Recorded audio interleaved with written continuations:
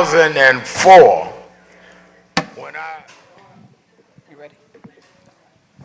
So good evening, Huddle. Good evening, everyone. Happy Monday. Thanks for being here. Come on, I need to feel some energy in the room. Happy Huddle Monday, everyone. Good evening. So we are always excited when we're on the ground here at National Action Network in the heart of Harlem. Another Huddle Monday. So many things are going on, but we are here, right here in the heart of Harlem. We want to welcome you to our Huddle today, where we set the tone as to why we huddle up for change and why we must continue to unite, to speak up and be the change that we wish to see in our own communities and all over this nation. We help to unite dreamers to develop, lead, and empower. And that's what Huddle stands for. If you didn't know, now you know. So we are always excited to start our program out by talking to God. So we've asked one of our huddlers to come up, and her name is Monique Hill. She's going to open us with a word of prayer. Please welcome Monique Hill, everyone.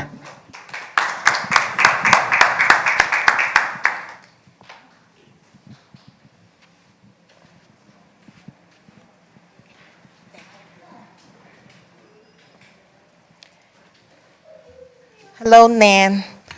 We're going to start a prayer just saying, Father God, we ask you for a special prayer for Nan Cool, Dr. Malcolm Bird, and the family of our late Nan, EVP, Attorney Hardy, and the members who are sick and shut-in.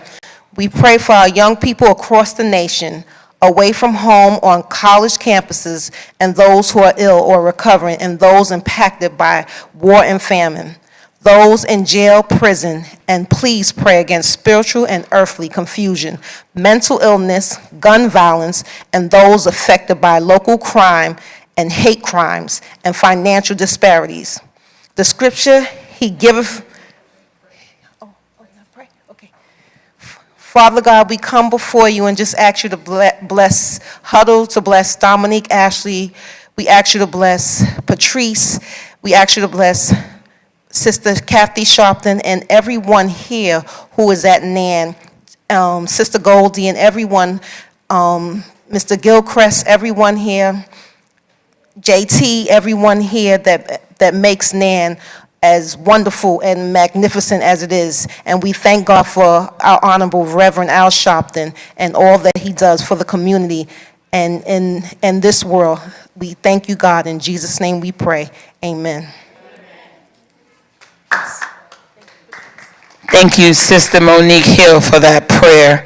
Our scripture this evening is coming from Isaiah 40th chapter, verses 29 through 31, the King James Version. He giveth power to the faint, and to them that have no might he increaseth strength. Even the youth shall faint and be weary, and the young men shall utterly fall. But they that wait upon the Lord shall renew their strength. They shall mount up with wings as eagles. They shall run and not be weary, and they shall walk and not faint. We ask God to bless the reading and hearing and understanding of his holy word. I am always delighted to have our Huddle founder and director, Ashley Sharpton, come up and share with you some Huddle announcements and some Huddle action alerts. Please welcome Ashley Sharpton. Thank you, Trees. Happy Huddle Monday, everyone. I said happy Huddle Monday, everyone. Okay, thank you. Making sure I'm not here alone. And hello to everyone online. All right, so I have a lot of information, so please bear with me. Some is from the action alerts, the weekly action alerts that you hear our VP in New York City, Dr. Alvin Ponder, read on Saturday morning during the rally, written by Nita Khan, and some I researched myself. All right, who watched the 2024 presidential debate between Kamala Harris and Donald Trump? All right. All right, that is everybody in here. All right, good. All right, so the only thing I'm doing different today, and I know usually we do this during the Did You Knows, but if you have anything, 30 seconds or under, to respond into basically about anything that I talk about, even if it's an announcement, you can come up, but just make sure it's 30 seconds or less, okay? All right, so we're starting off talking about the debate. On Tuesday night, Vice President Kamala Harris and former President Donald Trump engaged in their first and possibly only debate for the highest office in the land. Reverend Sharpton, who ran for president himself 20 years ago, who remembers that? Oh, good job. Okay, good. All right. Provided insight before the great debate, as well as his analysis of the event afterwards on several broadcasts on MSNBC. In short, he said the vice president crushed it. Of course, National Action Network is nonpartisan, so we are not endorsing any other candidates, but we definitely want you to be on the right side of history, and we are against prejudice, hate, and bigotry. And one of those candidates underlined that, and another does not, right? All right. To hear more of Reverend Sharpton's comments on that, you can listen to his 60-minute tirade at the rally, the last rally. He talked about this, he underlined, he broke it down, built it up, then broke it down again. All right, so you can visit Nan's YouTube or Facebook and watch the rally from this past Saturday. All right, anyone want to add to give their analysis of the debate? What you liked, what you didn't like? Or we good? We can move on? Oh, we have one? You have one, okay. Treese, you want to start while we let her come up? Let's clap it up for Treese, our senior advisor. So what I liked about the debate was I understand that was Kamala's first time meeting Donald Trump in person. So what I loved is she looked at him, put her hand out, and said, Kamala Harris. Basically, I'm introducing myself because I'm not scared of you. I love it. I'm sorry, I just love that moment. I love that too. She kept making eye contact, and he did not. He kept looking away. Great comment. Sister? Good evening. Good evening. You can hear me? Yes. Can we hear it? I enjoyed the debate, and she swept him off the floor with her words, and she mopped him out the door. I mean, she's educated. That's what we have to, hello? That's what we have to do. We have to be educated. And I did like what she did. She walked over to him. And she wasn't scared of him. She don't have to be scared. She did her job in Los Angeles, where she lived. She's a black woman. She didn't have to answer that. Her father is black. We are black. That's what they call us. They call us African Americans. We are Africans and living in America. We have jobs. There's jobs out here. When it wasn't no bad thing, she did her thing. She did her work. Thank you so much. Thank you so much. Let's clap everybody up. Thank you. Reverend Sharpton emphasized the fact, as she just said, that the vice president exceeded expectations and set the tone for the debate from the beginning. She not only opposed Trump, but said what her vision for America is and how we are going to get there. This debate made clear where each candidate stands and where they want to take us. And I'll leave that as vote. All right? Next, who knows what's going on in the DEI fight nationally? You can just shout it out if you know. An update, a recent update in the fight. It's related to Arian Simone. What'd you say, JC? Oh, okay. What happened? Ernest Waters? All of the Republicans and the rich people are trying to take it away. Yes, that is the fact. That is the general issue with DEI, Trees. So the Fearless Fund, the lawsuit against the Black sisters who are trying to make sure that entrepreneurs got their fair share has been dismissed. That is right. Thank you, Trees, for keeping us in the know. That's a good thing. Let's clap that up. So the lawsuit is ended from Brother Edward Bloom, basically who is friends to who we've been basically against every week in New York. But Edward Bloom was the person who did the original basically lawsuit. And now that's over. Reverend Sharpton and National Action Network praised the dismissal of a frivolous lawsuit this week against the Fearless Fund and Fearless Foundation. The Fearless Fund works to empower black and brown women entrepreneurs, and the egregious lawsuit was nothing more than an intent to halt progress. Let's not forget that the same right-wing legal activists who brought this case against the Fearless Fund and the Fearless Foundation were the same ones who pushed the Supreme Court to gut affirmative action, said Reverend Sharpton in a statement. Diversity, equity, and what does the I stand for? All right, inclusion became a lightning rod to the radical right, with DEI becoming a dog whistle to punch down on already underserved communities. With the dismissal of this case, the immediate threat that this lawsuit posed to DEI, workplace diversity, and free speech has been subdued for now. But it's not over. But the fight to defend and promote workplace diversity will continue in boardrooms, state legislatures, universities, the White House, and beyond, end quote. And that was Reverend Al Sharpton. And you can also read his full statement at nationalactionnetwork.net. Salute to Arian Simone and to Fearless Fund and to the Fearless Foundation in their continued fight. All right. Who has ever heard of the Congressional Black Caucus? All right, good. Did anyone go to the CBC conference this past week or weekend? No? Okay. All right, so Reverend Sharpton was there, National Action Network was definitely there. Me and Dominique were there with our Zeta sisters when we spoke at the Capitol building on the Hill, but that was separate from CBC. But thank you to our Zeta sisters for having us on the Hill. We tried to represent NAN well. We hope we did a good job. All right, Reverend Sharpton, yeah, I can clap us up, that's okay. All right, Reverend Sharpton attended the Congressional Black Caucus's annual legislative conference while in the nation's capital last week. Over the course of several days, the CBC featured civil rights leaders, elected officials, leading experts, influencers, activists, and more to address political, economic, and social issues impacting the Black community.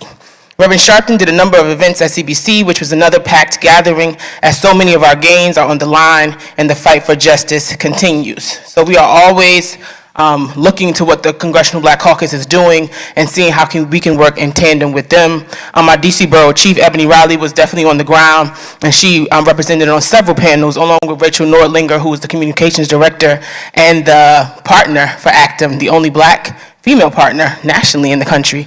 They represented well at CBC. Also, Alicia Butler, I don't know if you guys know her, but you've probably seen her at convention.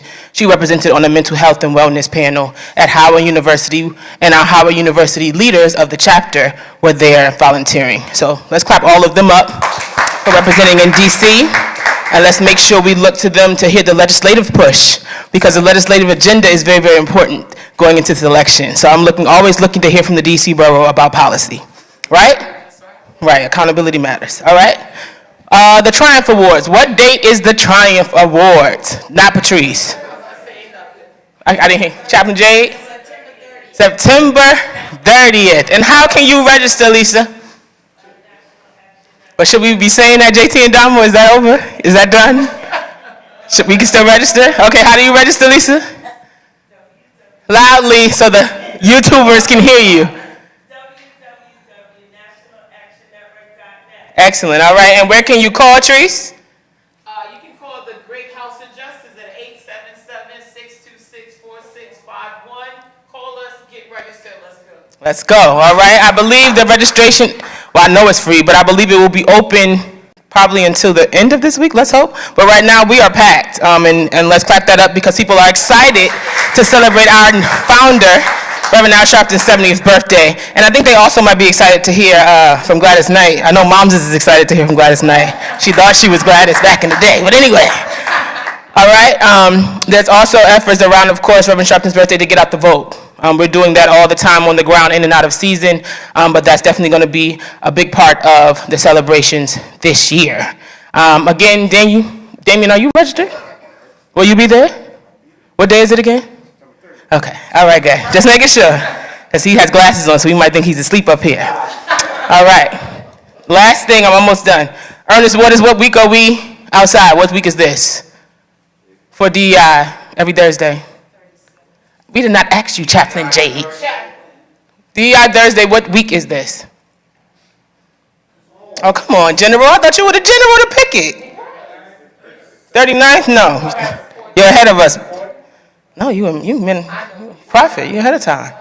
Nobody else know? 37. Thank you, Chaplain Jay. This week will be the 37th week. Y'all have been outside. Nan has been outside. We have been outside. Let's clap yourselves up, guys. You should have more energy. You're not out there in vain. Things are happening every day. Salute to Ronald McHenry. He was just here. Our National Network House of Justice coordinator. Is it Reverend or Minister? Reverend Ronald McHenry.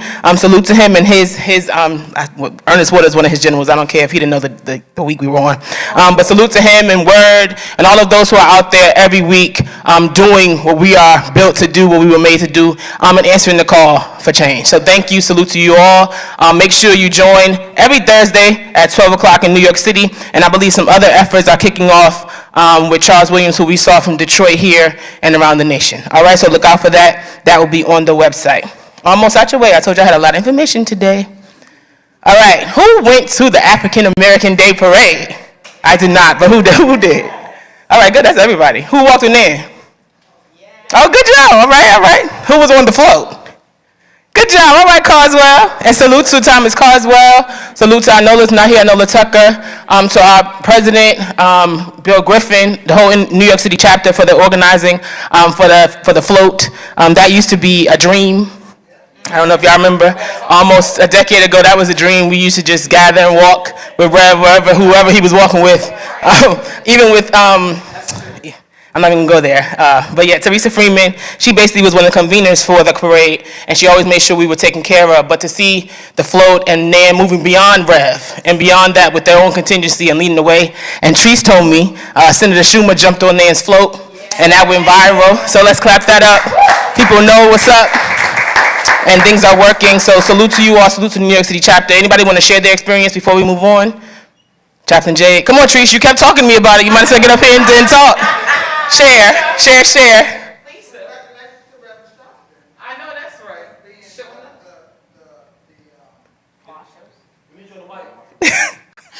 It's right, dead air. Come on. You got to call this, sir? Man.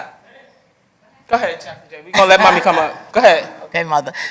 Yes, I was there. I wasn't on the float because I was in front of the float carrying the banner. I walked the whole parade. Come on, Chaplain. Can we share how old you are? Because she's a G. No? It was wonderful. And on Spectrum 1 News, boom, they had us on there. I sent the video. I don't know if he has the video, but I sent the clip. I wanted everyone to see us. Yeah. But I was excited about Nan. I was excited about y'all. It was great. It's my first time walking in the African American parade. So thank you, Nan. All right. Thank you. Come on, Treese. Anybody else? I think mommy is still getting it together. Anybody else want to add from their experience? And Brother Carswell, you helped organize. Can we hear from you briefly? Yeah. Please, we can bring you the mic as well. Go ahead. But wait a minute. Go ahead, Mom.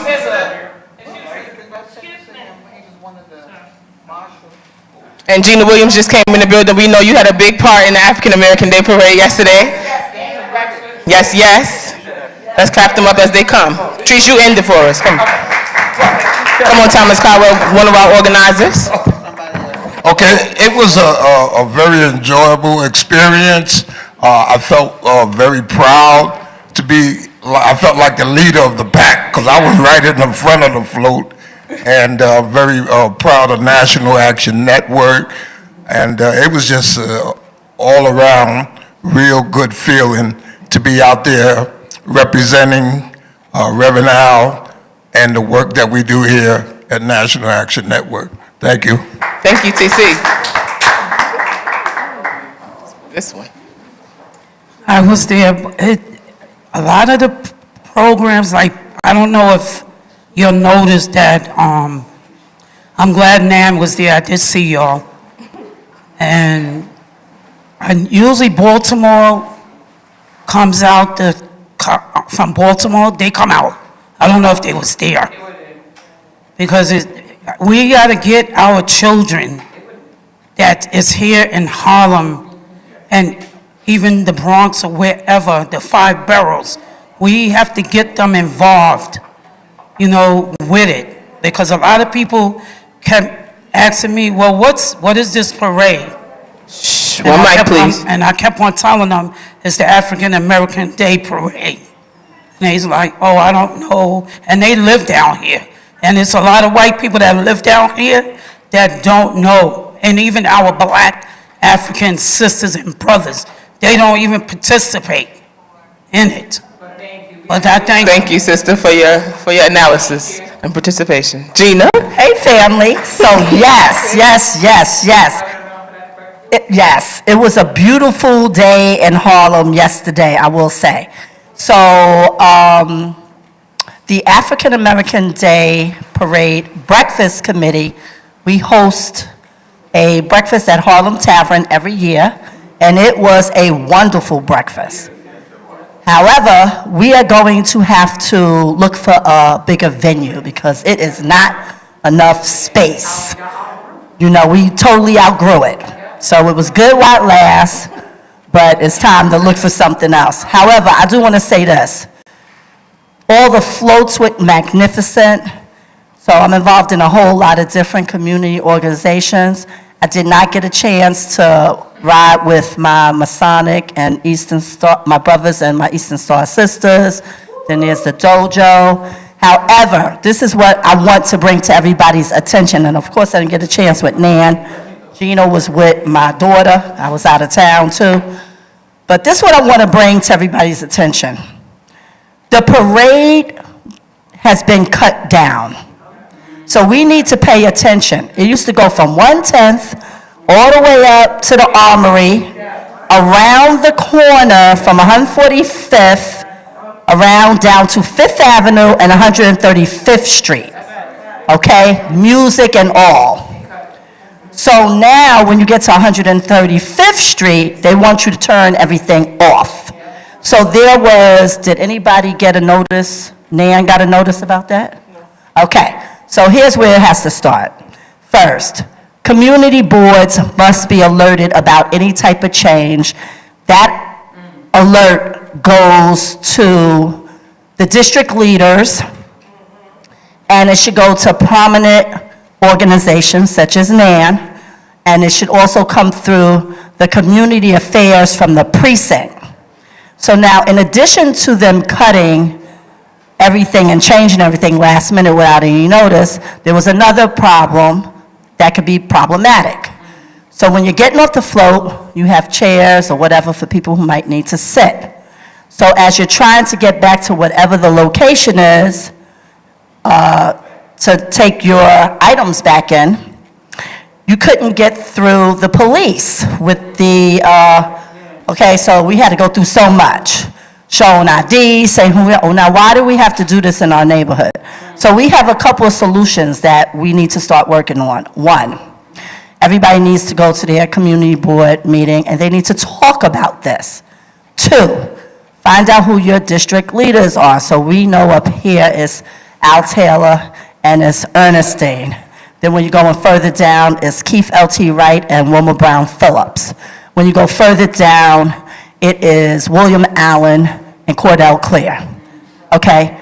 So now that we know that, and then when you go further over west, it's Inez Dinkins and Charlie Rangel. Now that we know that, what we need to do is send them a list of names saying we need your support to reach out, one, to the African American we Day work Parade, with them, so we can definitely come Chamber, to the whole okay, meeting, Harlem right? Chamber of Commerce, Okay, ADP. and let them know what's going on. Two, have a conversation with the community affairs. Three, this is very key. At the community board is going to be the transportation committee that would be handling this situation, Parks and Rec. So we have a lot of work. Now, I believe in signatures. They're more effective. It means you took time to talk to people, explain situations, so we could be more organized and we transmit those on. And what we can do is bump it up a notch and send it to our state. Right now it's Schumer, Christian Gillibrand, and et cetera, Kathy Hochul and all those good folks. Because every other parade is on Fifth Avenue.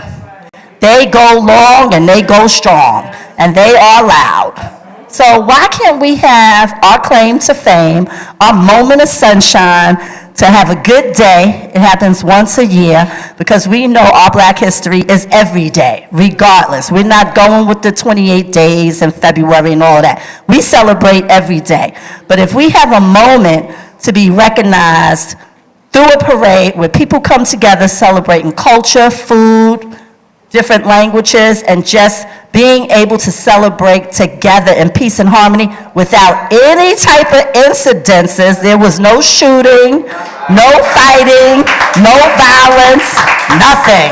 People were eating, drinking, and enjoying. Then we need to bring more attention to that fact and say, not cut our parade down with this nonsense. These shenanigans must stop.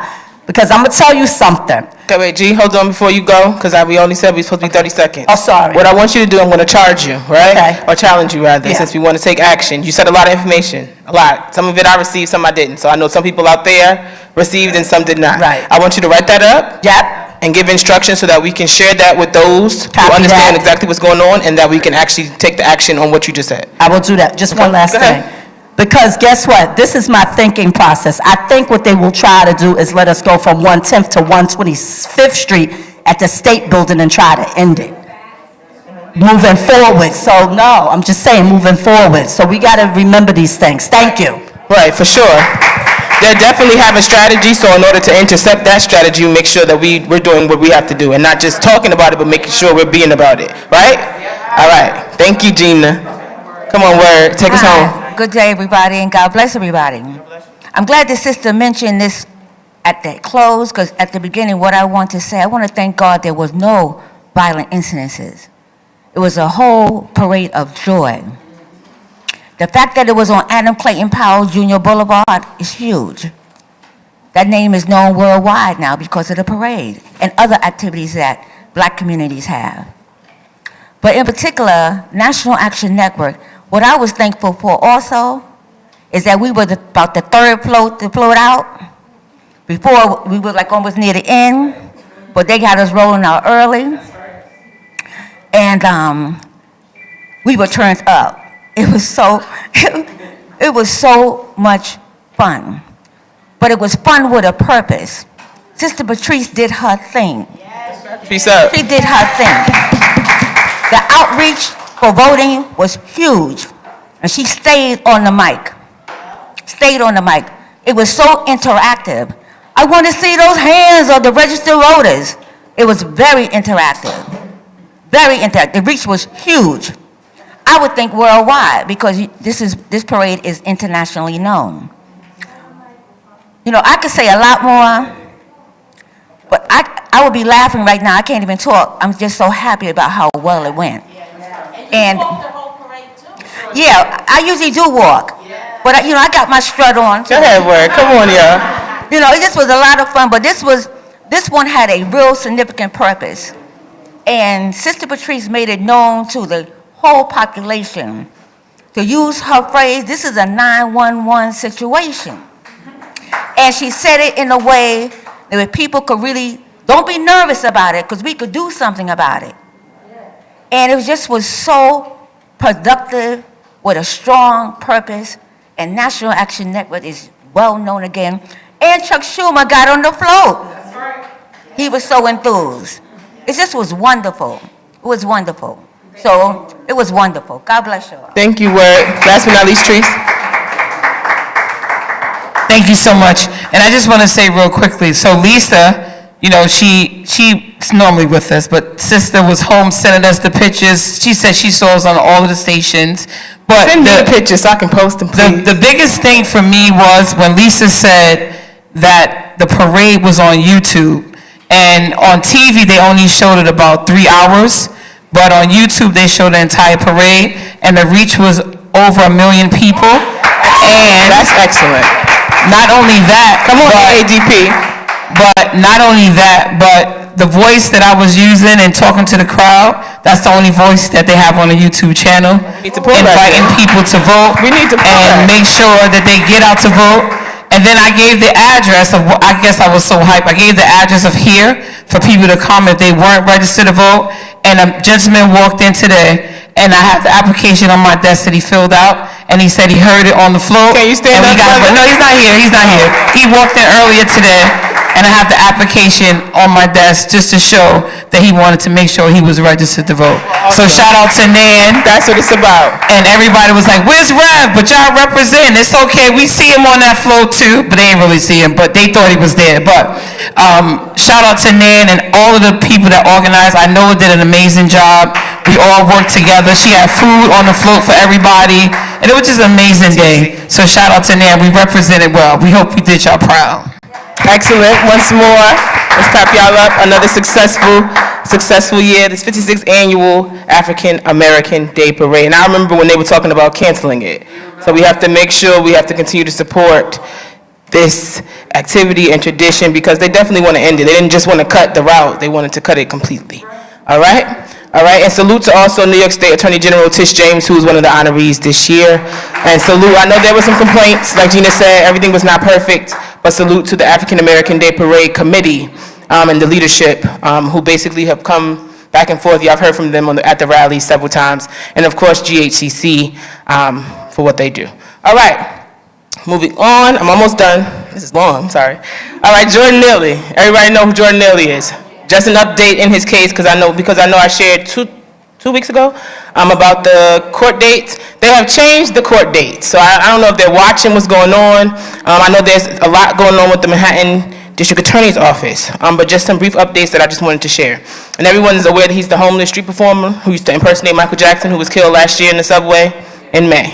All right, who knows who is on trial, who killed him? Does anybody know his name? I just know Ex-Marine. Ex-Marine, that's correct. Anybody know his name? His last name is a coin. Penny. What's his first name? Daniel Penny. There you go. So his name is Daniel Penny. Right, and he's an ex-Marine. So basically he's on trial, well he's starting trial. A couple from Europe may have extended video on the incident, but they have declined for more than a year to turn the footage over to prosecutors. There are talks still underway, but they have also refused to testify in the upcoming trial. They've met with Manhattan DA's office several times because basically they're saying that this video could basically make the case.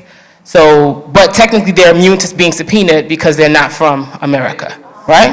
So that's an update. Again, the dates keep changing. The manslaughter trial now begins October 21st. Okay? So everyone say October 21st. So right now, tentatively, the manslaughter trial begins October 21st. That can change tomorrow because they keep changing the trial dates like literally every day. But right now, the trial begins the 21st. The next hearing is set for, when is Reverend Sharpton's birthday, anyone? October 3rd. They have made the hearing date on October 3rd, which is a Thursday, right? So before, remember, it was supposed to be tomorrow. It was supposed to be September 17th, and then the 8th of October. Now they've changed it to October 3rd and October 21st. But regardless how many times they change it, we're going to keep sharing the information so that we're outside and there to support the family and also the lawyers. But again, the hearing is set for October 3rd, and the trial begins October 21st. Daniel Penny is free on $100,000 cash bail, and his online defense fund has raised $3 million. Right, it's absolutely crazy. So they definitely need our support. Yes. The 21st of October. And the hearing is on the 3rd. Last but not least, September is Suicide Prevention Month, or Suicide Prevention Awareness Month. So next week we're going to have a full-out huddle about that issue because it's very important and it's impacting our young communities, but it's impacting our elders as well. All right? Thank you for your time, and I'll be back for the Did You Knows. Thank you so much, Ashley, with those action alerts. I know it was a lot to digest, but you always can look at it on nationalactionnetwork.net. So right now, we always bring to you a Black History fact of the day. So to bring us our Black History fact is none other than our brother Damien. He's going to tell you a little bit. You remember the name Terrence Crutcher? Oh, not enough of y'all said yes. Here's Damien. He's going to read you some facts. Thank you, Patrice, and good evening, Huddle. Good to see you, and welcome to another productive and busy week. Our first Black History fact for today is about Terrence Crutcher, born 1976, and he passed in 2016. On September 16, 2016, 43-year-old Tulsa police officer Betty Shelby shot and killed Terrence Crutcher. The circumstances of the shooting would become the source of a police investigation and separate civil rights investigations by the Department of Justice. A trial resulted in acquittal for Shelby, and a series of protests would also ensue.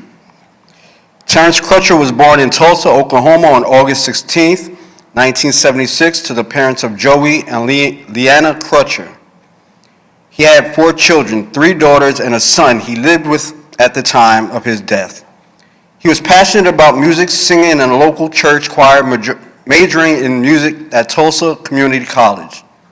Many of his friends and neighbors described him as a family man who was focused on his children and his dreams of becoming a gospel singer. The situation that resulted in Crutcher's death began while Officer Shelby was responding to a call by passerby drivers who had reported that a car was abandoned in the middle of the road. When the police arrived, they encountered Crutcher. According to Shelby, Crutcher was non-compliant, that's what they always say, when directed by police officers. Shelby believed Crutcher reached into his car for what she thought may have been a weapon, that's what they always say. Despite this, the video from a helicopter and a police car's dashboard camera showed Crutcher with his hands up during some of the events before being stunned with the taser and then being shot. Crutcher died immediately from the shootings. Reactions to the event were widespread, with many civil rights advocates calling for shootings racially motivated. The district attorney for Tulsa County filed charges against the officer Shelby for manslaughter. Thank God for that. She was arrested but remained on paid leave during trial.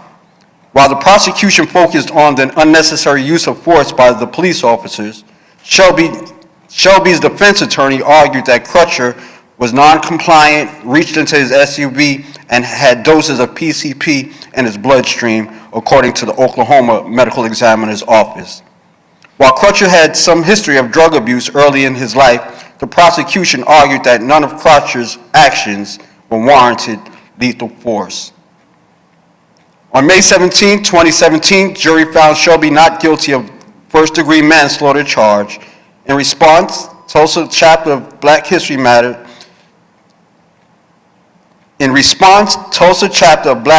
Matter held a peaceful protest within the city. While Governor Mary Follen argued those disagreeing with the verdict to express their opinions peacefully. Officer Shelby resigned from the department on August 3, 2017. Crutcher's family would also file a civil lawsuit for wrongful death against Shelby and the Tulsa police. Overall, this incident reinforced the nationwide debate about the racial profiling of African Americans by the police. Crutcher's death also illustrated a culture of eroding race relations. In Tulsa, where a history of racial division existed since 1921 riots that resulted in the killing of over 300 black residents. And this is our Black History article for this afternoon. This must end. That's right. Thank you so much, Damien, for giving us our Black History fact. We always encourage our young people to come up and tell us something that's going on about membership. So to bring us up today, we're going to ask Gino to come up and give you a little information about membership. Please welcome Gino, everyone.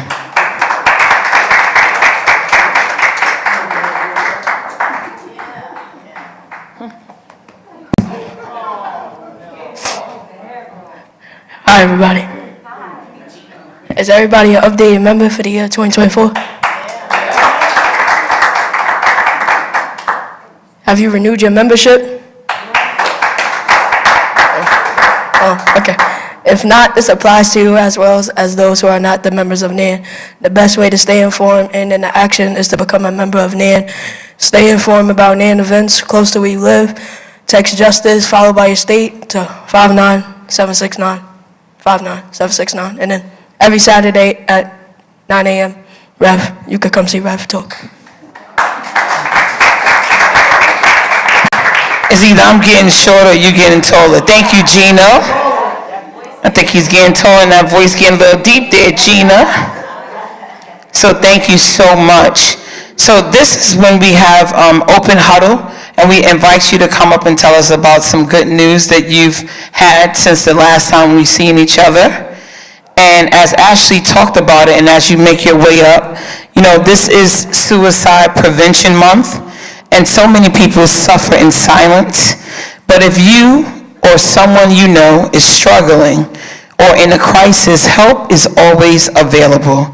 You can call or text 988, call or text 988, or chat 988lifeline.org to reach the 988 Suicide and Crisis line. Suicide thoughts, much like mental health conditions, can affect anyone regardless of your age, gender, or background. Suicidal thoughts, although common, should not be considered normal and often indicate more serious issues.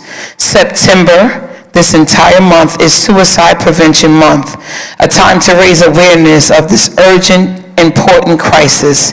We use this month to shift public perception, spread hope, and share vital information to people affected by suicide. Our goal is ensuring that individuals, friends, and families have access to the resources they need to discuss suicide prevention and to seek help. Just a quick did you know on suicide. Suicide is the second leading cause of death for people ages 10 through 14. And the 12th leading cause of death overall in the U.S.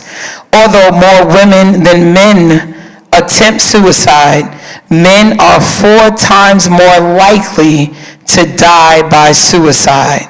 Did y'all know that?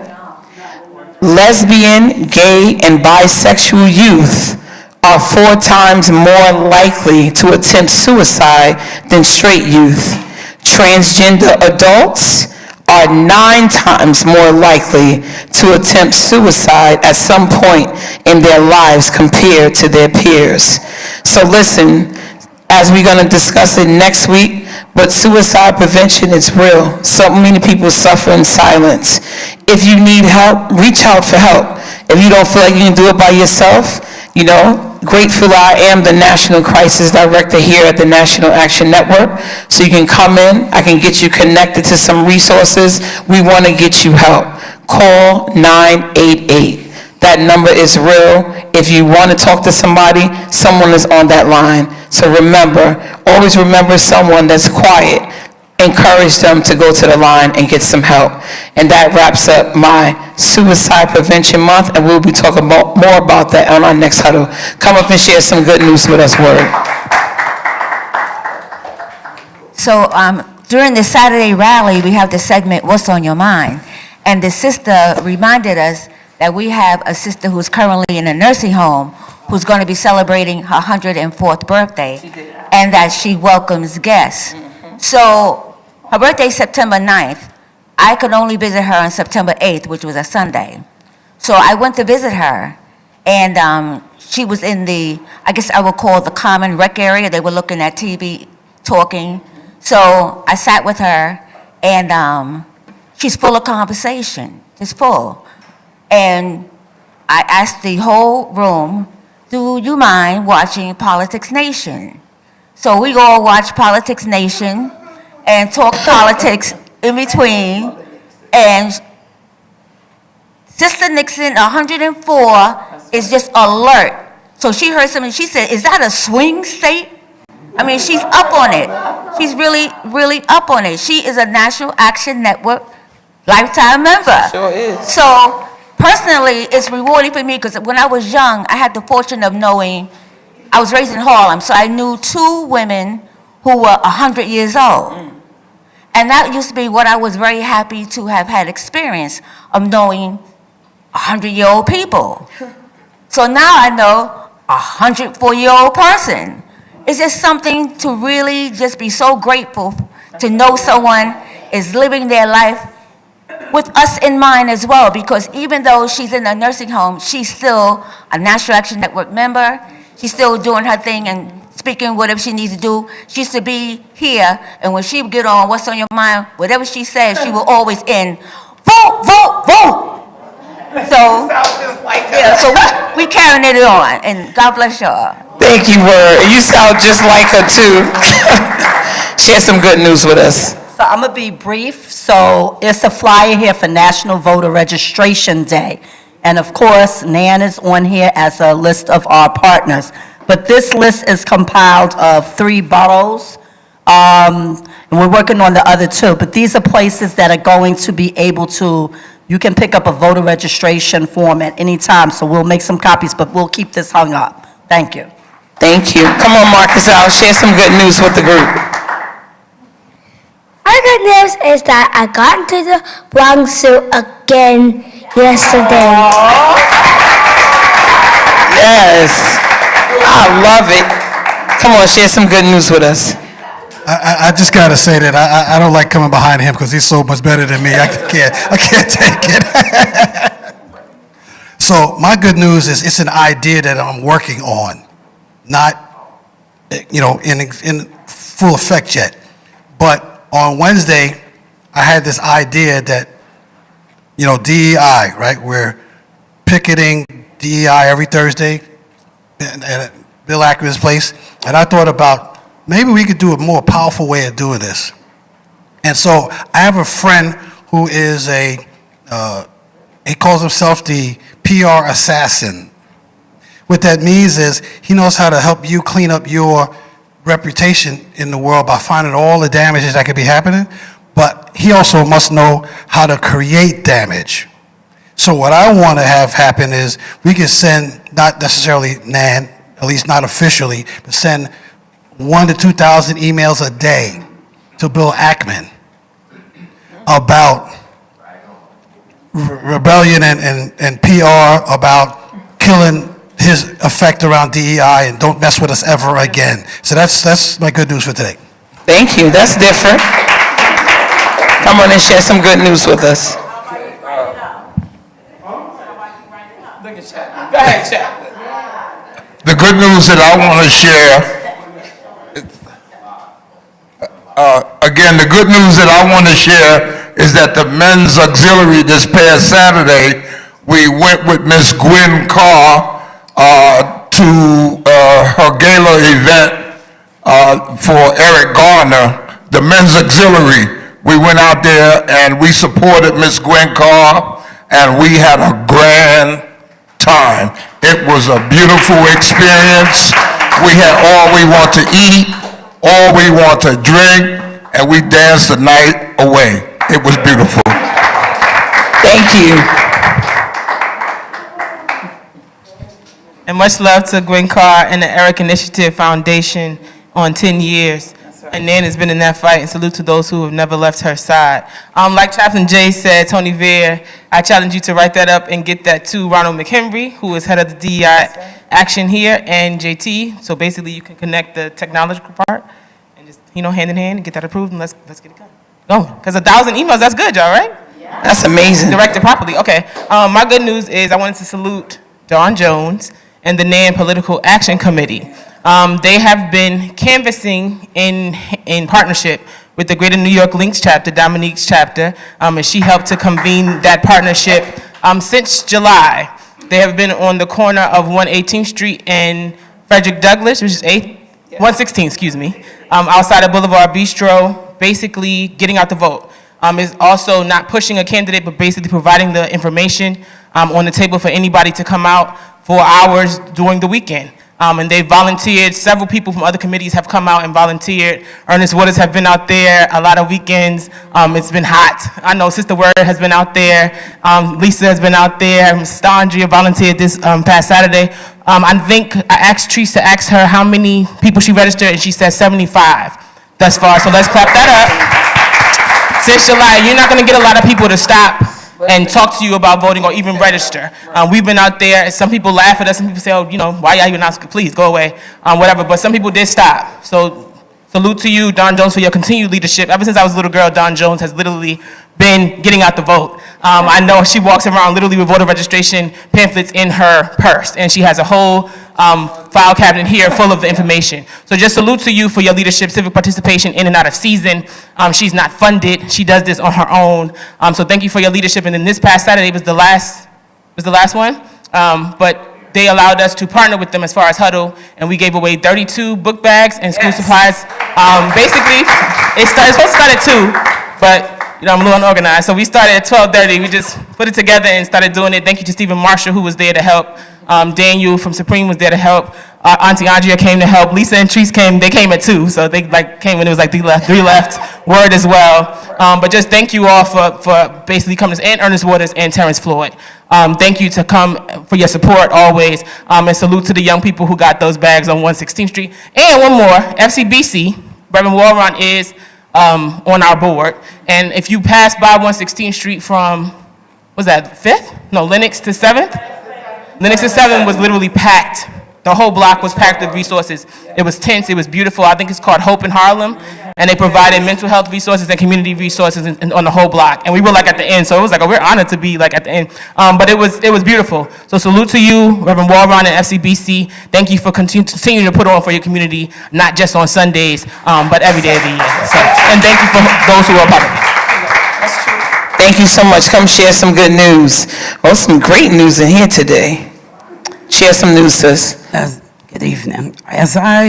When I'm outside doing work for me and God, I met a woman that shared her story about her life story as she was in a domestic violence, and then I shared my little story with her. She said, "You should come into that program." But I know it was here, they had something with domestic violence. And when I called the place over there, do you know that the Spanish woman that was over the phone told me I didn't deserve the $50 food voucher. So this is the good news segment. You gonna get to the good news? I do. I just want to make sure that we're all in the same segment. We still are part of good news, right? Because you just said they denied a voucher. So what's the good news to that? Did they give you the voucher? What's the good news part? Well, I was outside. I thank God for the men that do help out when we're out there by ourselves as women. And the sister that just walked in, she was out there walking her dog. But I understand. I give out to the homeless people when they don't have. An old man said, "Well, I don't have $1." I didn't ask you that. I didn't ask him that. I don't ask the young people that don't have. I give it to them. I give out my sodas or whatever I have. I give it to people that don't have. Thank you for giving back to the community. That's her great news. Thank you, Sandra. Keep sharing. We appreciate you in the community. Tell us some good news. I got a 3.8 in my global history class. A 3.8 is a 94. Just to clarify. All right. Thank you for that clarity, sir. Thank you, scholar. Thank you for that clarity, sir. Share some good news, sis. Okay, so my name is Donna Tsufuda, and I came back from the Paralympics in Paris, which was really inspiring. And I just want to share that their mascot is this Phrygian hat, which symbolizes liberty and freedom and revolution and the fight for freedom. And the mascot is like the hat that they wore. And for the Paralympics, they had, Talking to Mike. Talking to Mike. And I just wanted to read something very short. It's very short.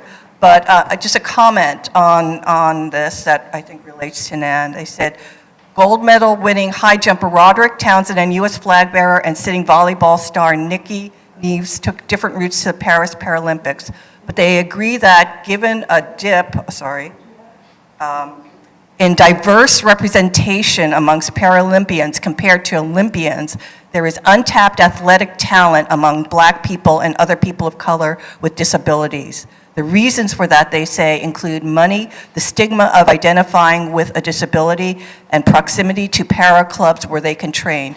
I want us to be represented as much as possible, Neves said. I'm a firm believer of if you can see her, you can be her. So I feel that the good news is that these really amazing athletes are speaking out and inspiring, to give opportunities and hope and for Paralympics of, who are athletes of color. That's wonderful, thank you. And we're glad you traveled back safely, and welcome back. So come on, put your hands together for all of our great news that was out here today. And that's why, think of something between now and next Monday, and next Monday come share with us. We love to celebrate with you. Right now we're going to hop into what we consider the Did You Know articles. And sometimes you may know and sometimes you may not. That's why we're here.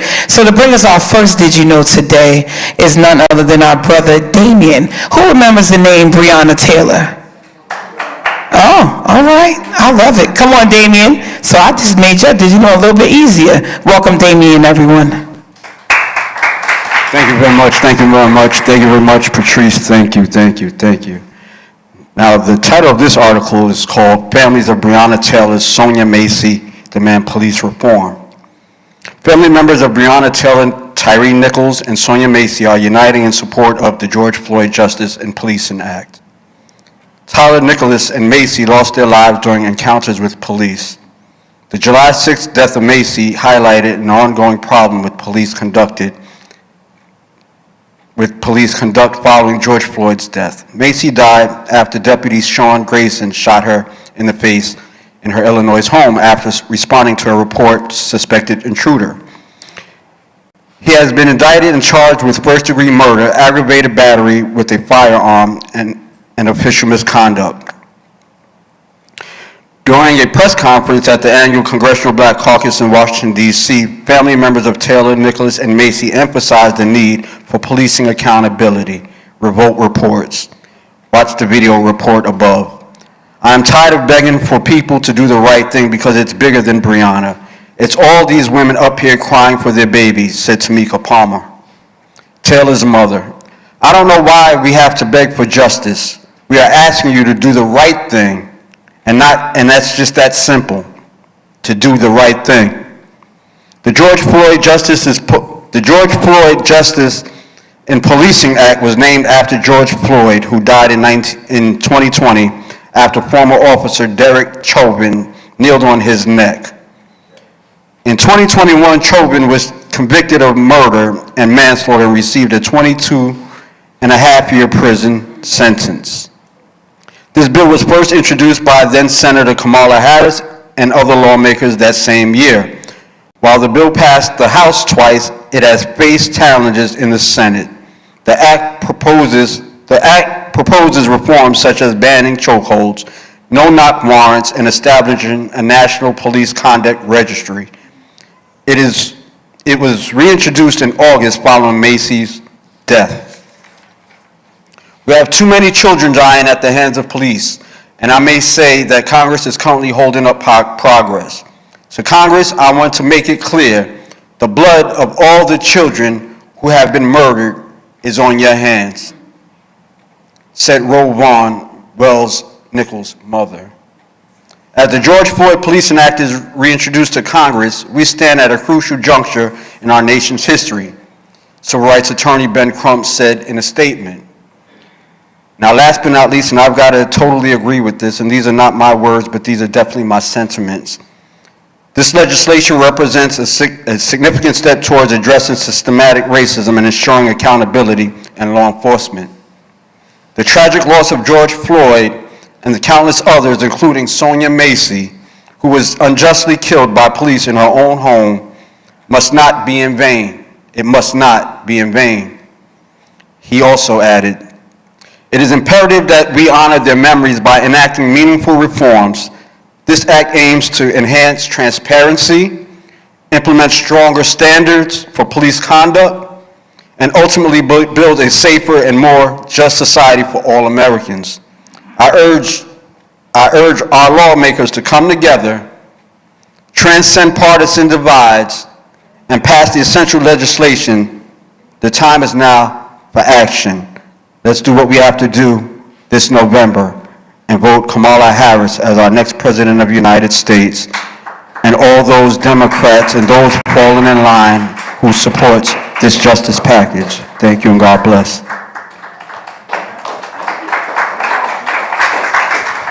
Thank you so much. Thank you for that Did You Know? And our second Did You Know this evening is coming from our director and founder, and she's going to tell you a little bit about Angela also Brooks. Welcome, Ashley Sharpton, everyone. Thank you. My Did You Know is informative. It's literally a Did You Know. I don't have a question, but if anyone wants to add to the article after, you're welcome to come. If not, I'll be right down. All right. Anyone have ever heard of Angela also Brooks? No? And what about Lisa Blunt Rochester? All right, so make sure you pay attention. It's unheard of for two black women to serve in the U.S. Senate at the same time. I'll say that again in this 2024 in the United States of America. It's unheard of for two black women to serve in the United States Senate at the same time. However, that might change in November if the two black women Democratic candidates, Lisa Blunt Rochester and Angela Also Brooks, win their elections. If both black women are elected, the election will mark a historic moment within the chamber, which has mostly reflected white male membership. According to the Associated Press, victorious elections for Rochester and Also Brooks would double the number of black women to ever hold a seat in the U.S. Senate from 2 to 4. For Blunt Rochester, the road ahead for the Delaware seat is expected to be a hands-down defeat for her Republican candidate following an uncontested primary on Tuesday. However, in order for America to witness a historic moment in the United States Senate, Also Brooks must prevail in what is predicted to be a tight race for the Maryland seat against former Republican Governor Larry Hogan. The two women are rooting for each other and address each other as sister senator-to-be in their personal text message exchanges. This isn't a cookie-cutter way to run. Blunt Rochester said about the bid for office, she said her goal goes beyond making history, but to make a difference and impact on people's lives. As previously mentioned by Black Enterprise, the Democrat who made history as the first woman and person of color to represent Delaware in Congress, let's clap that up. She has planned to campaign aggressively as she's been a representative for seniors, the environment, small businesses, and women's reproductive rights. People like me, stories like mine, don't usually make it to the United States Senate. Also, Brooks said in August, Black Enterprise noted, the Prince George's County executive shared her grandmother's dream of working in government and her goals to shape policy in Congress during the DNC, those who watched. Her campaign has addressed issues like environmental protection and women's reproductive rights. Glenda C. Carr, the president and CEO of Higher Heights for America, which is a friend in this room, said people are anxious and excited about the possible outcome of both women's elections. So make sure you guys look out for Angela Also Brooks and Lisa Blunt Rochester. No, it's not in New York City, but if you have family in Delaware or Prince George's County, make sure they know their names, make sure they get out that vote, and make sure you tune into Politics Nation, because both ladies were on Politics Nation several times. I'm telling Reverend. All right, bye-bye. Thank you so much, Ashley. Don't report them. They're going to go back and watch it. We can't report them. So our third Did You Know, and it's going to get a little hot in here. So have you heard of the name Rich Lowry? And the N-word. Come on, Dominique. Share your Did You Know with the crowd. She'll explain. Welcome, Dominique Sharpton, everyone. Thank you. So today, so many of you probably don't know, but my father, my sister, and I have a group chat. I'm hearing y'all got group chats with your family. All right, so we got a little group chat. And today, so my dad sends us memes. Like, he looks at every piece of news outlet, from media takeout to the Shade Room to Wall Street Journal to New York Times, and he looks at everything and reads everything, and usually reads everything before 7 in the morning. So by the time Ashley and I usually wake up, we are flooded in our inbox, in our group chat, with articles and things that he wants us to look at, and did you know this and did you know that. It's a constant did you know in our family every day on these smartphones. And on today, just like any other day, he sends us a very interesting articles and things to look at. And on today, he sends in our group chat this article about this man, conservative editor, apologizes after seeming to use the N-word regarding Haitian migrants. He sent the video of the man apologizing. And I immediately felt outraged. One, because as you know, former President Donald Trump has been saying some hate speech as it relates to Haitians, as it relates to immigrants, as it relates to how we interface and interact and engage with other people from other countries. And it's usually depicted towards people of color, not usually depicted towards countries that house and have other types of people, but it's usually he's very vocal about hate speech against other people in other countries that usually are people of color. And on this particular incident, like, I immediately saw this and I was enraged because I feel like, for one thing, we know that the rhetoric of certain people in high places are used to despise and demise the world, our people, and divide us from continue to move forward and make progress. However, I feel like there is a rally, a cry. And those of you who listen to Keeping It Real heard me talk about this because I hosted it a few days ago, and we were talking about hate speech and why, you know, somebody called in basically and was saying, well, why is it that, you know, when Trump gets out there and says XYZ, we don't see none of the black leaders standing up in defense to the black woman. He calls Kamala Harris all kinds of names and we never hear nobody's, you know, speaking up in defense to her. And I feel like there's a domino trickle effect when we pay attention to those who are being vocal about hate speech as it relates to us. I feel like for us as a people, our rallying cry is to mobilize and organize, to vote and to change things, to change laws. And when we come together and we rally together and we organize together, we are unstoppable, right? And so I feel like there's constant depiction of us in the media negatively in order to derail our unification and our unity and us coming together to get things done. And so when I saw this, I was like, oh, please, like, here goes somebody else calling, you know, whatever. But when I actually looked at the video, and I'm going to talk about this, I was completely outraged because I'm like, where did this person feel that he was empowered to have a platform to basically be able to talk freely about this and think about it, and the fact that there's no consequences to whatever I'm going to say, and however I'm going to say it.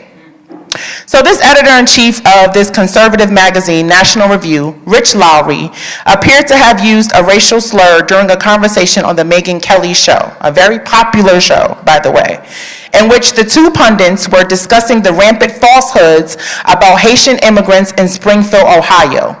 Lowry dropped the slur in place of the word migrants, quickly correcting himself afterward. And I am going to quote him, young people. He said, police have gone through 11 months of recordings of calls, and they've only found 2 Springfield residents calling to complain about Haitian N-words, he said, seemingly correcting afterward by adding migrants very quickly. Kelly did not react to Lowry's apparent slip-up, nor did she address it when he finished speaking. She literally acted like he didn't say anything.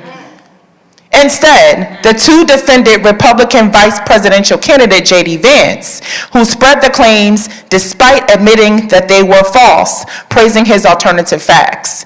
Vance doubled down on debunked claims about Haitian migrants abducting pets to eat them, and falsely linked the migrant community to rising rates of HIV and tuberculosis in an interview last week with CNN's Caitlin Collins. I want y'all young people to also be mindful of the outlets in which these slurs and these conversations are taking place. So I've said CNN, I've said the Megyn Kelly show. These are all on major networks, okay? I'm gonna just keep reading.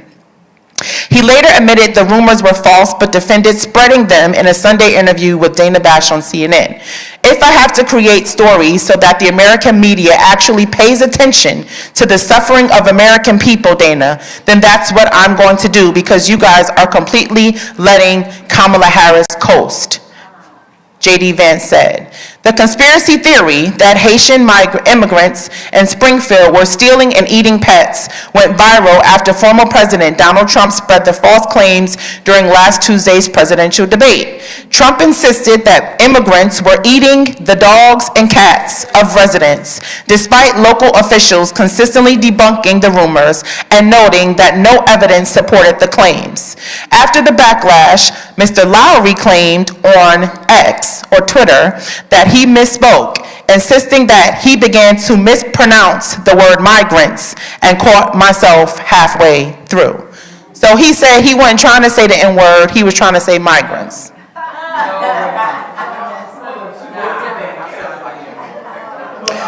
However, he did say it. It was recorded and aired. It is on Twitter. The video is circulating and up there for everybody to see. It's on YouTube and everywhere else. And we are outraged by it. Not only outraged at the fact that this man said what he said, but then tried to come back and say afterwards, nah, I was trying to say migrants, and I said nigga instead. Literally, is what he said. Now, understanding the climate that we're in, understanding that yes, free speech exists, when we are speaking on two major networks and all major networks, is there supposed to be some type of protocol that is had? And furthermore, we all know, that had this been somebody of color saying something else and mistakenly pronouncing, a name that correlates to someone else, we know that there would be no room for error. However, in this incident, the question does continue to remain, what do we do? Where do we stand? And how do we deal with things that are happening to us like this, blatantly in our faces, without us standing up and saying something or doing something about it? Where does the accountability lay? Where should it be had? And what should we continue to do about it as we continue to fight these perils? Please come and share your comments.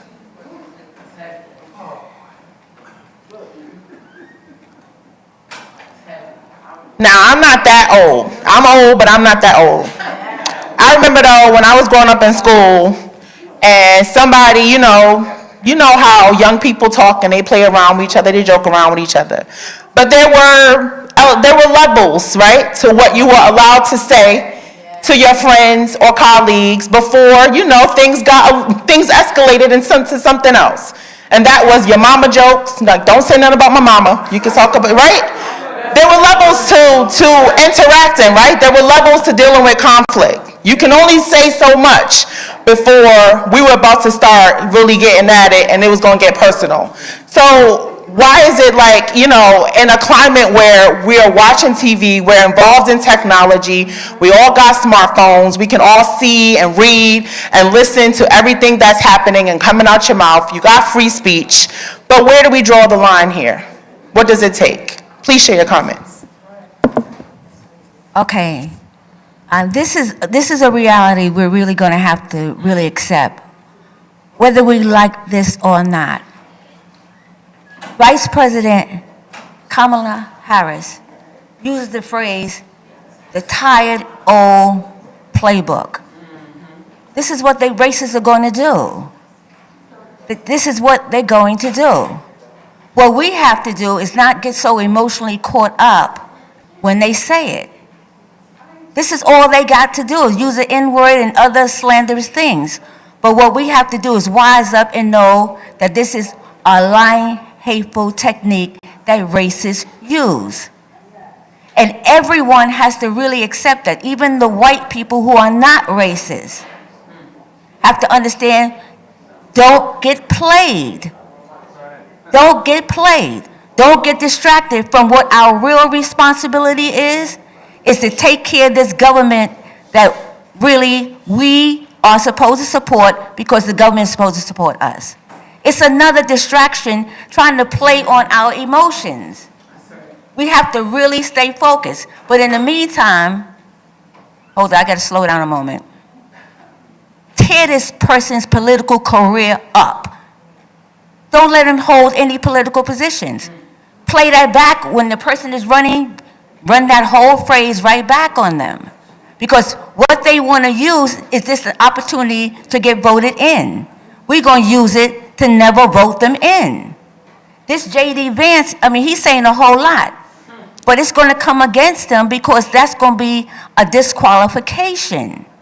If we really understand any politician, any public person who talks like that, they're not qualified to hold a public position. They're just not qualified. They think they want to get at us. We can't let it be that way. They just showed that they're unfit, totally unfit. He's a head of some major corporation. He's talking trash like that. He's unfit. We don't have to really take it on as being a slanderous statement against us and get our feelings hurt and all this, that, and the other. The person's unfit. By that person saying that, we could say, you're unfit. That's why you talk like that. Plain and simple.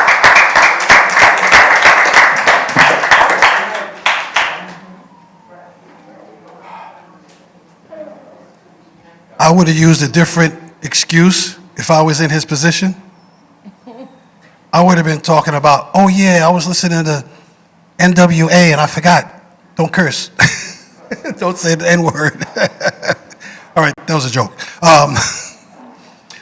Really, two things. One is that small-minded people want to push you down so they can stand and survive. Strong-minded people want to lift up everyone. I think it was Martin Luther King or it was Nelson Mandela. Somebody had said, the jailer and the jailee are both in jail. And so if you want to take everybody else down, then you're going to be the only one left, and then you're going to be wondering how nobody's helping you, and then you're going to be scrambling around like you think you like Caligula or something. So these guys are so small-minded. They don't know how to lift up people. They only want people to follow them. And the people who follow them think the same way they do. So that's the problem that we have. And he's such a small-minded person. Another thing I've realized is that most billionaires and multimillionaires, they're scarcity-minded too. They're just trying to avoid not running out of their money. They have the money, but they act just as small-minded as homeless people. It's just that they have the resources, so they feel like you can't take it away from you, get out of here, and they want to bully you. Bullying don't work, never going to. Last thing I want to say is that on the map of consciousness, the different levels of consciousness from low to high, Jesus Christ, Buddha, high, that's the highest level, the most enlightened people, these people at the bottom, they're never going to be able to see how you think. If you don't understand how they think, they're just going to try to take you out. And so that's stupid. We need to actually learn how to be intelligent, see through people, think, and either help them think or get them out of the way so that the people who actually can think can take over and support and lift everybody up. I'm complete. Thank you. We're going to have these last two comments very quickly.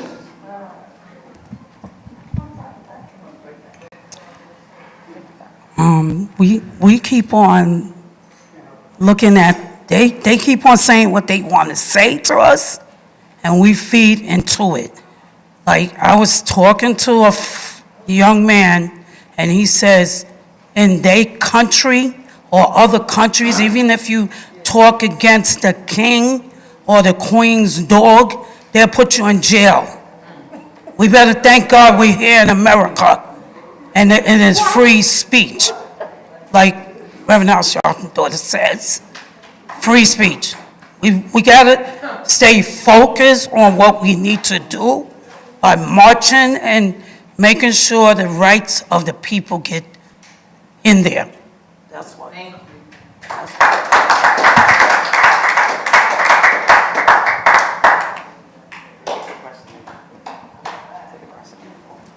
It really wasn't a question. We just want you to respond to. So I'm gonna try not to go too far off. But at some point you get tired of this conversation. You know what I mean? Because it's like they're stealing our energy, like they're harnessing it. And I'm noticing every September there's something happening. Like, I'll be honest, 3 years ago, September 2021, I had to check it out because I'm like, wait a minute, this sounds familiar. we saw Texas state troopers or Homeland Security whipping Haitians as they were coming across the border. I remember seeing that. So now it's September before we had 9/11, and it's September, October. Now, this world separates Jewish holidays all the time, right? And we're approaching Yom Kippur and Hanukkah. You understand? So I'm like connecting dots because we have to be mindful of our energy and not fall for it every single time. There are other ways that we can fight this, and like I always say, financially. You understand? We need to hit this man's, what's his name? Lowry? Yes, we need to hit this man in his pockets. He needs to be fired. Like, God forbid if any of us, it doesn't matter what race you are, you say anything against Jewish people, it's anti-Semitism, you're getting canceled, you will lose your business, your house, you lose your shirt. You understand? When we had Chinese people in China kicking out Africans because they thought that's where COVID came from. When the hate crimes started increasing towards Chinese people, we had instantaneous laws that said, hey, it's a hate crime to go against a Chinese person. But it's been 400 years of hate crime towards us, and we see no change. Like, at what point do we say, okay, enough is enough? I call on our Jewish brothers and sisters. You understand? At this point, I'm calling on the Jews. Help us out. You understand? And I'm not speaking on behalf of anybody. I'm just saying for myself, I'm tired of this. Y'all are in position to help us. Y'all have all the money. Y'all own everything. They listen to everything you say. Why doesn't the Jewish community help us, being that they own everything anyway? Like, I'm so serious about this. I'm sick of it. We get shot down by police in our own homes. That troop, Sonia Massey, she got killed the day after my birthday. She in her house. They warn her the boiling water is on the stove. They tell her to go get it. And then she says, what did she say? Jesus? The blood of Jesus? I rebuke you in the name of Jesus. Well, look. If that wasn't Satan, we don't know what Satan is. Because when you call Satan to his face, he will take you out. So where's the trial for that man? This man, Rich Lowry, he needs to be canceled. And we need to get on the people who if he runs a TV show, we need to get on the Jewish people behind him and say, hey, cancel him. The same way I canceled Kanye. Like, enough is enough. And then you have people like Waka Flocka who go up there and say, I support and I endorse Donald Trump for president. And so at the end of the day, as they say, the people united will never be defeated. And I feel like the more we come together and show people we mean business, we stand on business, they can't bother us. But we gotta come together. I mean, I think it's that simple. But thank you so much for your comment, Lorianne. And thank y'all. Again, if you wanted to go and watch the video, I wouldn't, I mean, it's up to you. It is definitely hard to watch, but it is on YouTube. It's on Twitter X if you want to watch it and have these conversations, of course, with your children, because this is not something that we want to accept or get used to, and we need to explain that this is not something that, is common for us to be able to get used to. So thank you so much for listening. Thank you so much, Dominique Sharpton.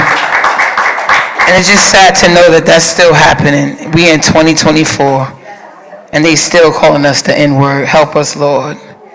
So I have the last did you know for tonight. I want to know how many of you have heard of the name Javon McGee? Ashley, put your hand down. Anyone heard of the name Javon McGee? Black man found dead against a tree with a rope around his neck in North Carolina.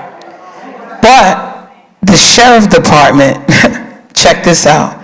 The sheriff department said that it's not a lynching. Javon McGee, 21, was found dead against a tree with a rope around his neck in Henderson, North Carolina on Wednesday after making a delivery at the Walmart distribution center. The sheriff says it's not a lynching.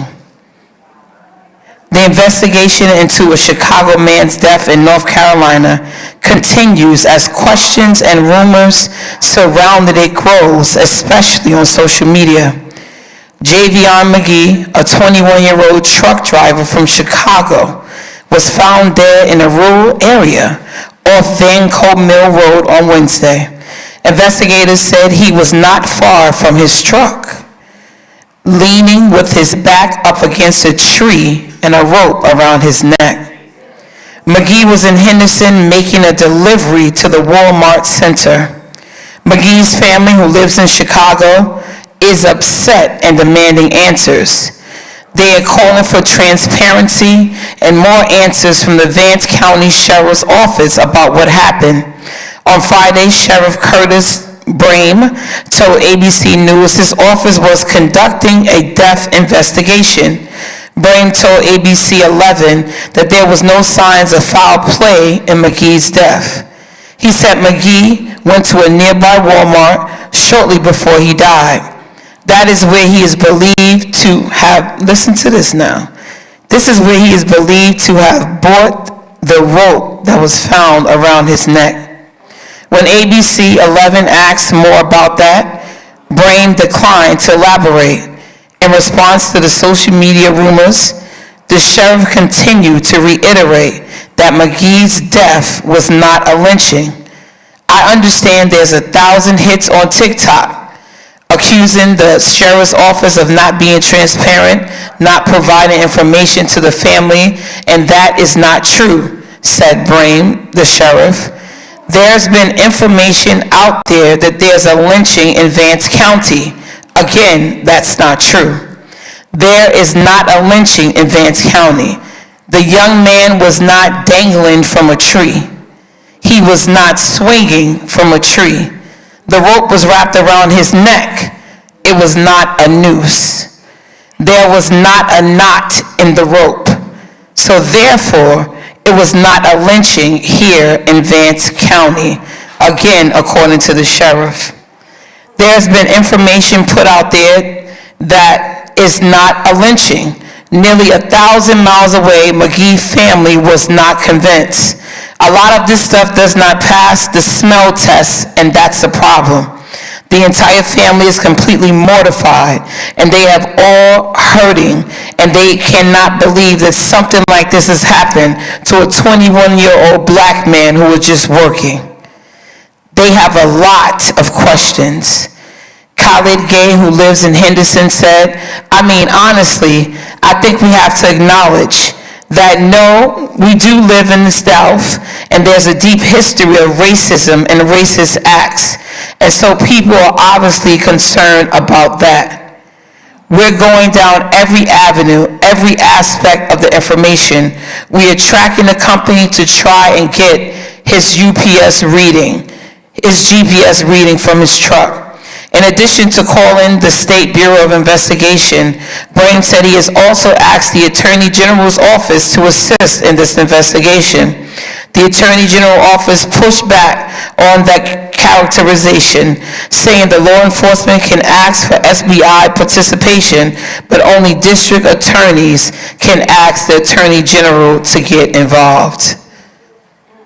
So, really quickly, because I know the hour is late, anyone want to comment? I really don't have a particular question, but it just seemed very strange that a black man is leaning up against a tree with the rope around his neck, and just because it doesn't have a knot in it, they said it is not a noose and it's not a lynching. So basically, allegedly, they're probably trying to say that he killed his own self. He bought the rope from Walmart on his shift, 21-year-old. He got off at work at Walmart, went and got a rope, sat across next to a tree, and put the rope around his neck. But the sheriffs continued to say, oh no, it's not a knot in the rope. So, it wasn't a lynching. Come up and share your thoughts.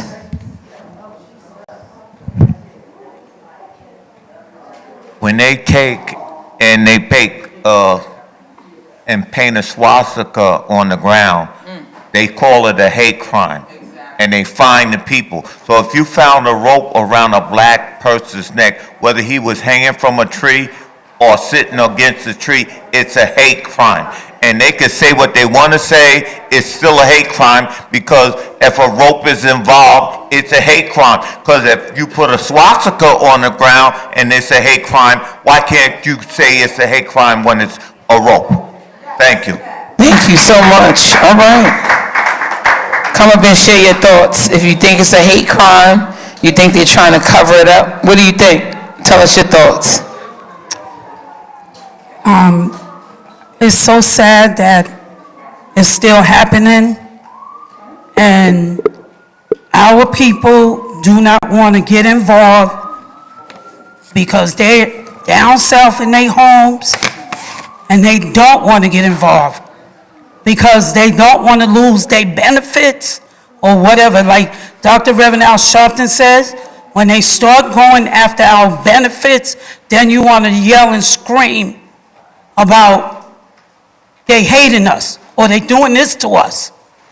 They're still doing it, and they're going to continue to do it until we get together and march through these blocks of our streets.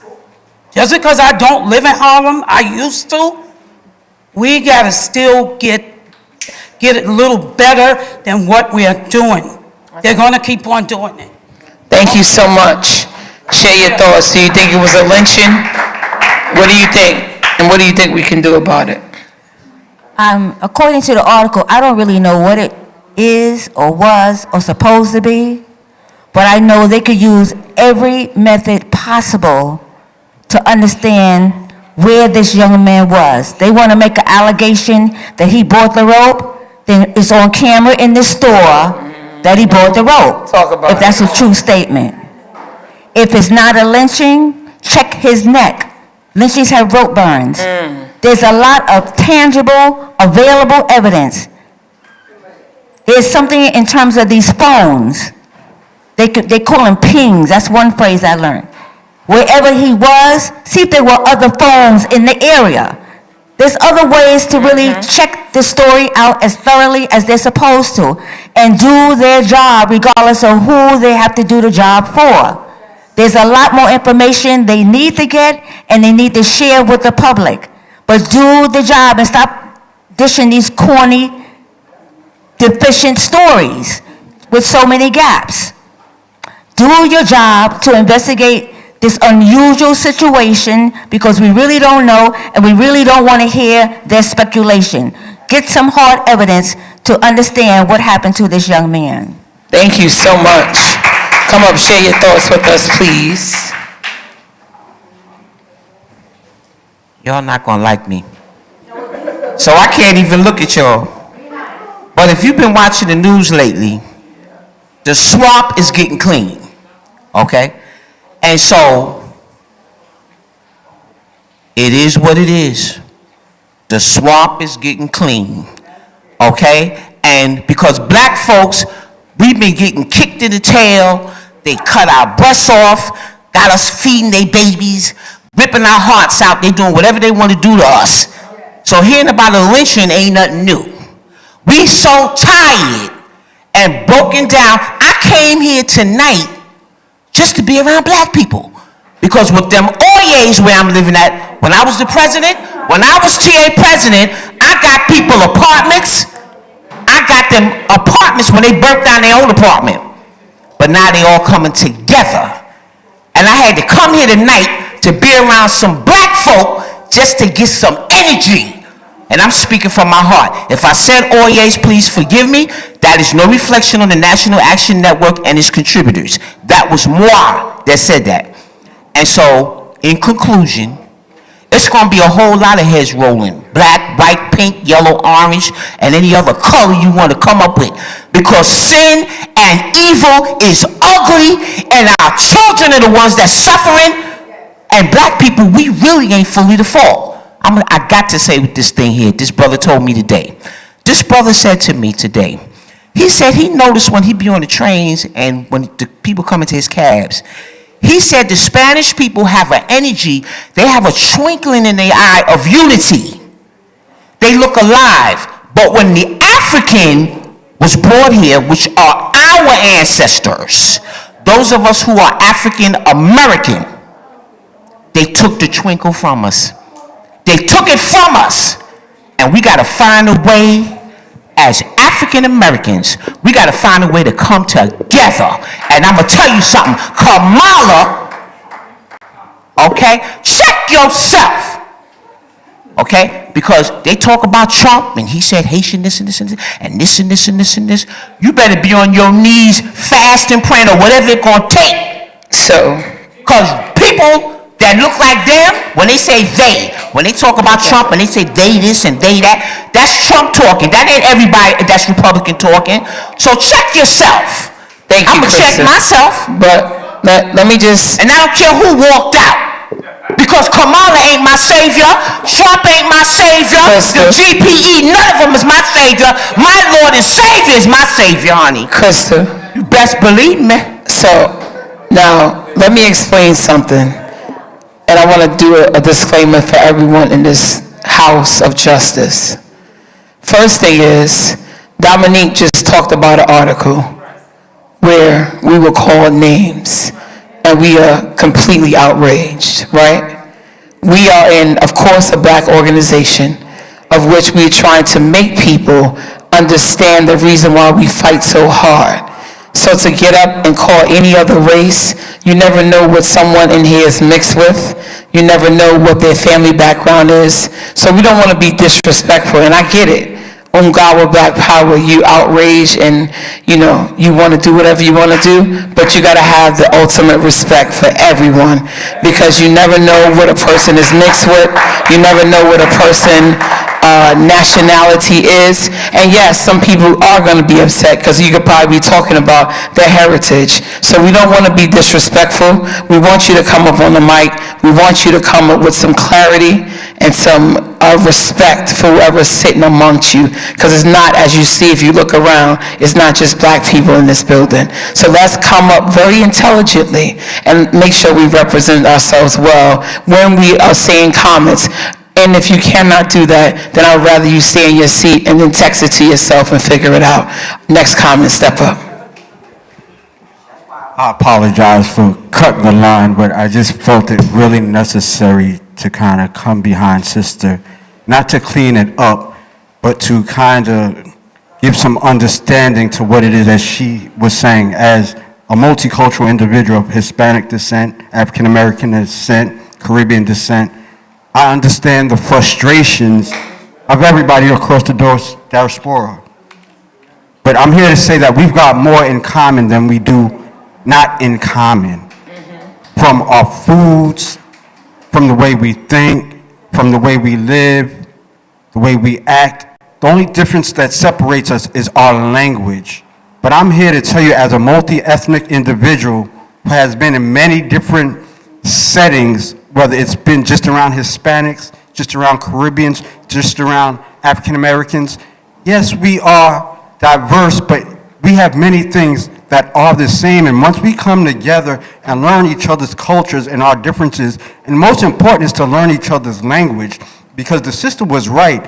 When you look at other nationalities and other cultures, there is a little twinkle in their eye, a little wiggle in their hips, a little shake in their shoulders that they identify with, that brings them together and unifies them. And that was taken. Reverend Sharpton says that at the end of every rally, we were robbed of our name, robbed of our nations, robbed of our nationalities, robbed of our language.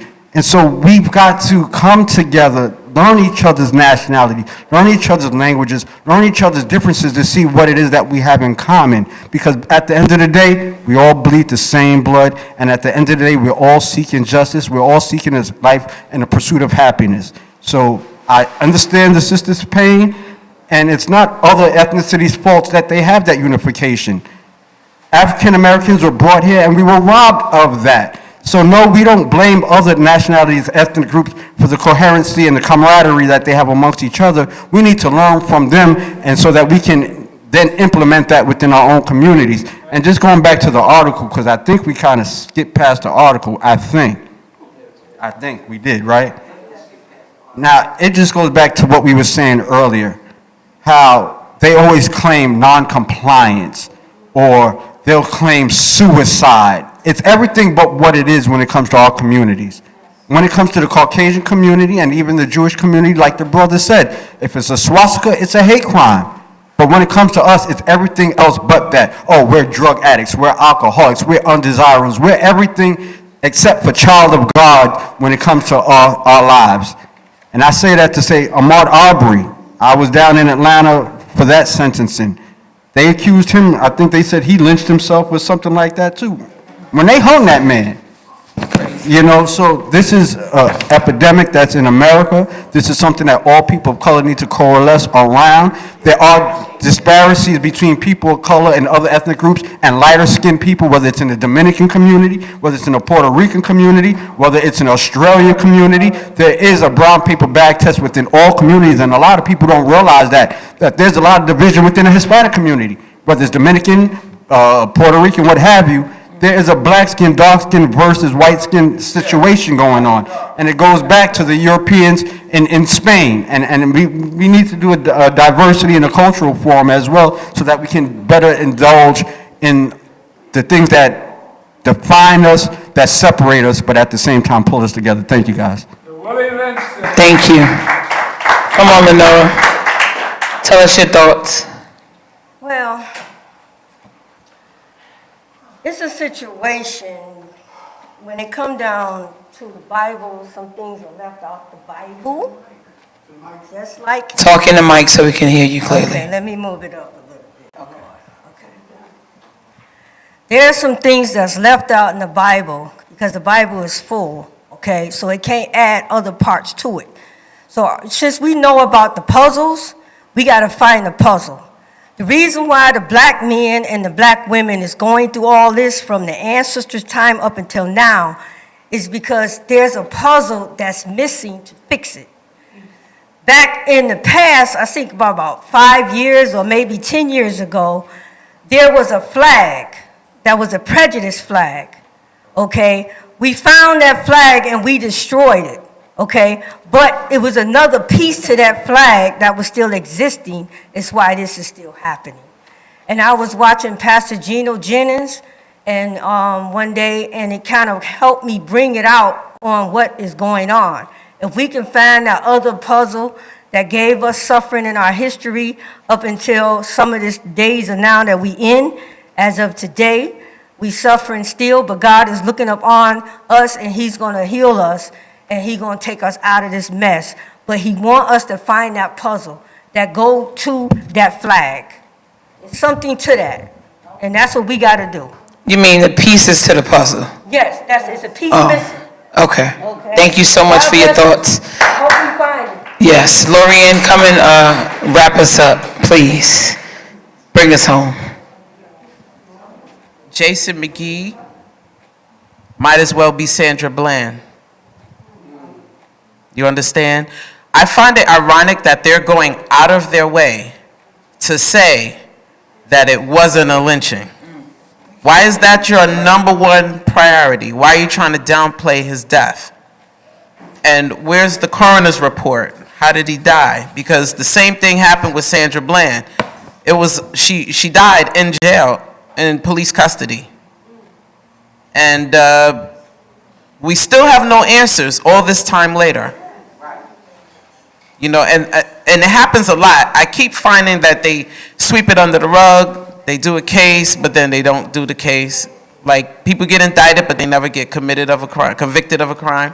I find it ironic that here we are again, a black man from Illinois, working for Walmart, making a delivery in North Carolina, winds up dead. So now I'm asking Walmart what happened. You understand? He was your employee. I'm quite sure he was on duty. So we need to start asking other questions and make other people being held accountable for this. Because if he was making a delivery, then how do we know that all of us are not in jeopardy? How is Walmart protecting us? I mean, the Walton family, they have billions, if not trillions. All right? So again, I'm gonna come up here every time there's one of these cases, and I'm gonna say, hey, let's point some fingers at who could potentially have prevented this situation. Because a black man driving in the South, he was working. You can't say he had a criminal record. You can't say he was a delinquent. You can't say he was resisting arrest. You know, they're quick to find that he went to a Walmart, ironically, or whatever store he went to before, and he bought a rope. Okay, so what are his other, since you were so quick to track that down, what else did he do that day? You understand? Are there security cameras in the Walmart trucks that keep track of the employees? I'm quite sure they have a logistics, because if anything had gone missing on the truck, we would have been finding out what happened. So I think we need to honor ourselves and respect ourselves and ask more questions. I'm not saying that the police killed him. I'm not saying that it was a racial incident. We don't know enough. We can't really say it was a lynching, but we can't say it wasn't. And that's why I'm concerned. Why go out of the way to say it wasn't a lynching? That's the first thing you say. You understand? So I think we need more information before we can make any kind of decision, we make any kind of statement. We need more information, and we need to be treated with respect, and Walmart needs to be held accountable for this man's death if he was on company time. Because had he been stealing company time, he would have gotten fired. So he died on company time. What's up with that?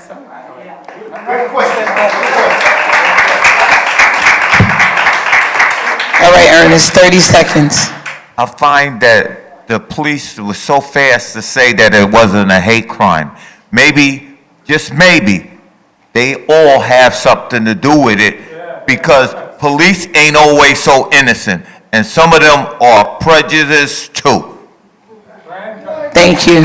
Come on, say two, wrap us up. 10 seconds. Thank you, I'm sorry. Good. Good evening, everybody. I want to offer everybody here a gift. And it's the same gift that I have. Talking to Mike. Same gift that I have, and that is a black job called voting. Thank you so much. And I just want to say this, piggybacking off of what Lorianne said. It's very true. He worked for Walmart.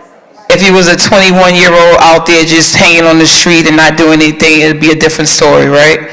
He was on the job for a company. So why is it that he gets to North Carolina and all of a sudden nobody's GPS on his truck? You couldn't tell that he went a different way. You couldn't tell that he went a different route. Again, something smells fishy here, and we are the National Action Network, so we're going to stay on top of this. We won't let his death go in vain. So North Carolina, y'all get ready, do some explaining, because for the sheriff to jump out and say, and I guess he probably just did that, so you don't have all of these protests and them shutting down streets, but that's just going to magnify it more, because you jumped out real quick to say it's not a lynching. How do you know, sir? What evidence do you have that tells you it wasn't a lynching? You haven't proven anything. Did you have a camera in the tree? Like, come on, let's not play with us. This is a young black man. Again, a family has to bury someone who should be alive. So we are not having it. We still are going to be the National Action Network. We're going to nationally find out what happened to this young man, and we won't rest until we do. And that's what we do here at the Did You Knows. So again, I want to thank you all for being here tonight. Thank you all for being at another wonderful huddle. And we want to thank you for just being woke. And I know you've seen a lot on the news going on. Ashley's going to say some comments, and then I'm going to close this out. This on? Okay. I'm coming in love. I don't know if some people you was asking was all right, but I apologize. And I know everyone on the line, everyone knows the disclaimer in the beginning of Huddle, that the thoughts of those who are here and those who contribute are not the thoughts of the National Action Network. We know that. But at the same time, this is a safe space. And this is the National Action Network, so we have a founder and leader, and we have a certain standard and tradition that is accepted here. If it is not respected, it is not acceptable. I understand everyone has an opinion. Again, this is a safe space, but if you have other ethnicities here, if we just did a did you know about hate speech and slurs, it is absolutely asinine to welcome the same thing in the commentary section of the next did you know speech. That is asinine. Sorry. So under my leadership, I'm not gonna let the double talk occur. I'm not gonna let, that doesn't make sense. We're not gonna do that here. Also, the young man, it's not a lot of young people that come every week. Young man is Spanish. I understand you talk how you talk, how y'all talk. At the table is how you speak. But if I hear it, it's not acceptable. Reverend Al Sharpton, just in case, I don't know if you were here or whoever was here, the reason why he left Attorney Maddox and Mason at the slave theater years ago when I was a child was because they wouldn't let white people stay in the room. They called them out their names. Reverend Sharpton and maybe like 8 other people walked out. It was hundreds of black black power there. That was not the space for him, and he walked out and started NAN in that tradition. You will not come here and disrespect the tradition that this was started in. So cool.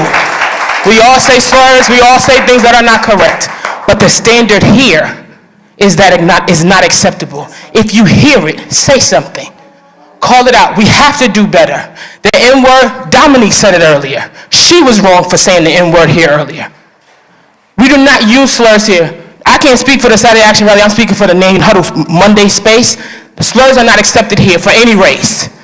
So the N-word should not be utilized here as well. Any words against Spanish people, Indians, any minorities, anybody, period, is wrong. For gender, sex, class, whatever. So let's not use that language. And if you hear it, and if you say it on this mic, don't even continue, because the mic should have been no volume. It should have been muted. And I don't want nobody saying, oh, Smoke, or it was wrong, I was treated wrong. No, this is your fair warning. That kind of talk, that language is not allowed on this mic on Monday nights or any of our marches. Yes, there's been marches, there's agents that use that kind of talk. I'm not allowing it here because my father didn't allow it in there when I was growing up, and it's not allowed on Saturdays. So we will not do it here. You can, whoever wants to use it, you can use it. They can pull this from that and just put it on Fox News tomorrow and talk about how we was calling each other names. I'm not with it. And you will not be used for that because we're smarter. We can express our anger and talk about unity and love without offending somebody else in the room. So I dare you to be better, and I challenge you to be better, and our standard is set. Let's respect it, and let's go around and love. Again, Gina, anybody who was in here who was offended, I apologize on Nan Huddle's behalf and on National Network's behalf and on humanity's behalf. We love each other, and this is a safe space, and I apologize that that space was offended this evening. Thank you.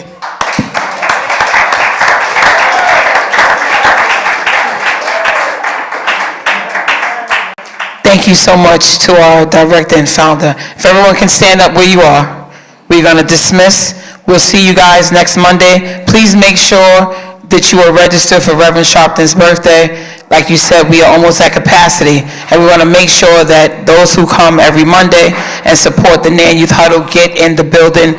Do not look for Dominique and Ashley on that day. They will not respond to you. So make sure you get registered. We have the sign-up sheets on the back, on the counter. Make sure it's legible, so when I put it in the system and we start distributing tickets, the NAN Youth Huddle family will get the tickets, of course, first. But if you're not on there, we don't know that you need a ticket. Do not wait outside Lincoln Theater looking for Ashley and Dominique. That's just not going to work it out. And we want to celebrate Reverend Sharpton's birthday with dignity and with love, and we want to celebrate him because God has blessed him to be here 70 years, and everybody can't say they made it to 70. So we thank God for him, and we thank God for each one of you. All hearts and minds are clear. Let us pray. Most gracious and wise God, we thank you for this day. We thank you for this space. We thank you for our founder and president. We thank you for our director and founder of NAN Youth Huddle. God, we ask you that every time someone comes in this door, that their minds is renewed, because it's the renewing of the minds that changes the atmosphere in this world. So we ask you to bless the food, bless the hands that prepared it, bless the hands that are serving it. God, continue to help us get back to the house that we left this morning safely and in your way. And we ask you to continue to be our shamir, continue to be our protection each and every day. So much is happening, but we know you can dispatch your angels and they will cover us. And all of your children said, amen. God bless you and get home safe.